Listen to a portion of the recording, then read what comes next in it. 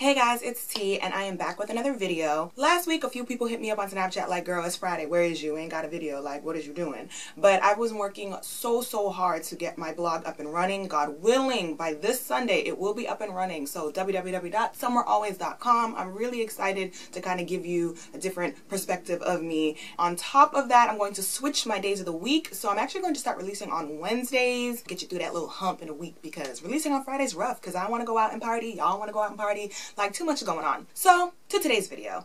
I have been going through a lot, which apparently is like the 2017 theme for me. But everything that's been happening has been really forcing me to try to find the beauty in the chaos. And so today's video is going to be the 5 things that I have learned in my 20s. And while I'm still in my 20s, if anyone asks, I am 21 every year. But I think I've just, I've done enough of this 20s stuff to have some knowledge to pass on to you, to relate with to you. And, hopefully in your early 20s, I can like teach you some of my lessons so you ain't got to learn them, because bruh, it is rough. Rough. Lesson 1, trust yourself. In adolescence, I feel like we're in this heavy, like peer validated state of mind where like the people around you matter so much and what they think is so important. I think when you get into your 20s, and especially the more you go into your 20s, hopefully you become more and more secure of yourself. The older I've gotten, I've really had to accept that I have to trust myself. I have to trust myself in what I want and what I choose, in what's right for me, in who is right for me. What you think can't really matter that much. And it's hard, like, because of course you want people to co-sign what you're doing, especially the people in your inner circle. And sometimes you're going to err, sometimes you're going to make mistakes, but that's a part of living. You have to learn your gut and learn what's right for you. As you get into your 20s and you learn to trust yourself, from small things to big things, it's just so freeing. Like, ooh girl, I don't like that dress. Boop. Oh well, I love it. Girl, your boyfriend's trash. You know what? You're probably right. But I'm gonna learn this lesson on my own because I chose him, I like him, I'm content. And when it don't work out, I'm gonna deal with that too, because I'm gonna trust my gut to know that, hey girl, this done, move on. And then on top of that, as you trust yourself, you also start to trust the people that you have around you more. Because as the saying goes, those who matter don't mind, and those who mind don't matter. So if trusting yourself is problematic for anyone, they ain't the ones you need in your life. Lesson number 2. Happy biddies are lying and social media is the devil. So people can genuinely be happy, right? And social media can be positive and great. But usually people put their best foot forward in public.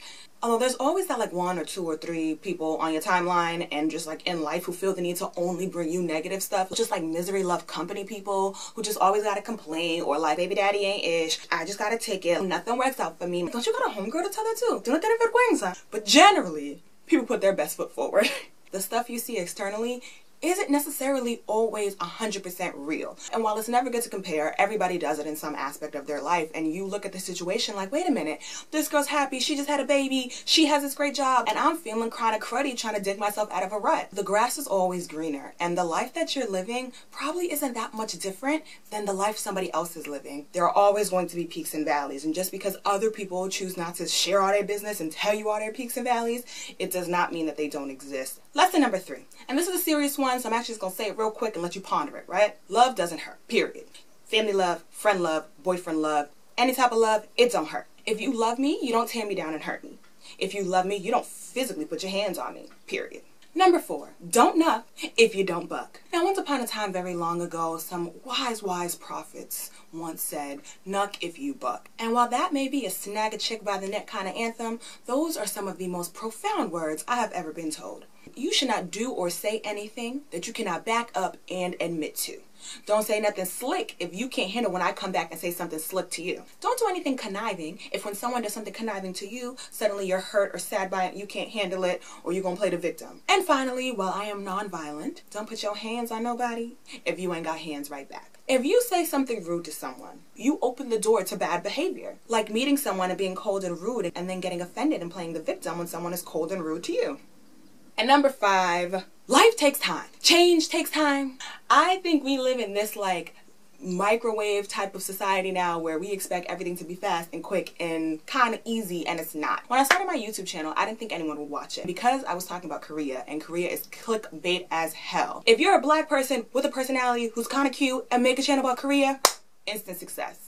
I got really positive feedback really early on in my channel, and it was great motivation. I never wanted to be a Korea blogger. I have so much more to say and do, and so I intentionally, purposefully stopped discussing Korea, and then my growth stopped. And I'm feeling like what am I doing wrong? I actually had to remind myself, this isn't an instant thing. You don't fit into any cute little bubble. I'm not a beauty blogger. I'm not a career blogger. I'm not a travel blogger. I am me, a dope ass chick who comes here to talk to y'all and y'all listen. Not everything's gonna work into a perfect bubble. Not everything's gonna fit in when you think it should fit in. And just know that your success is coming. It's coming at its own pace. It's coming in its own moment. Well, there's no rush. As long as you are making steps forward, you're progressing. I'm smirking because that's a lesson that I learned, but I gotta relearn it periodically whenever I'm upset with myself for not meeting a goal. So those are my 5 lessons in my 20s. I was actually gonna make this video more like lighthearted, so I don't think that worked out very well. If you are in your 20s, let me know, what have you learned? Are any of these things that you've learned? Do you have other lessons that I missed? Leave them in the comments. The next thing coming up is the blog, so